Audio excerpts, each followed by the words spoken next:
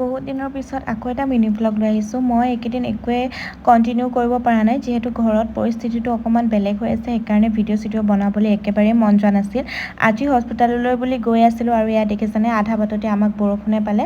যেন তেন তিতিবুৰি আহি মেট্ৰ'ত উঠিলোঁ আৰু এতিয়া আমি গৈ আছোঁ হস্পিটেল দেহাক চাবলৈ, যিহেতু আজিহে তাইক ৱাৰ্ডলৈ শ্বিফ্ট কৰিছে, আজিহে চাবলৈ পাম। এইকেইদিন ICUত থাকোঁতে আমাক চাবলৈ দিয়া নাছিলে আৰু আজি এয়া প্ৰথম লগ পাইছোঁ তাইক এনেকৈ, মানে অপাৰেশ্যনৰ পাছত। আৰু তাই অকণমানকৈ খাইছে, ঘৰৰ পৰা আমি বনাই আনিছিলোঁ চুজি। তাই যিহেতু ইয়াৰ খানাবিলাক খাই ভাল পোৱা নাছিলে আৰু তাইক চাই কৰি এতিয়া আমি গ'লোঁ কেণ্টিনলৈ কিবা এটা খাওঁ বুলি, যিহেতু তাইক দেখাৰ পিছতহে মনটো অকণমান ভাল লাগিছে, নহ'লে আমাৰো এইকেইদিন খোৱা বোৱা একেবাৰে ভাল হোৱা নাই।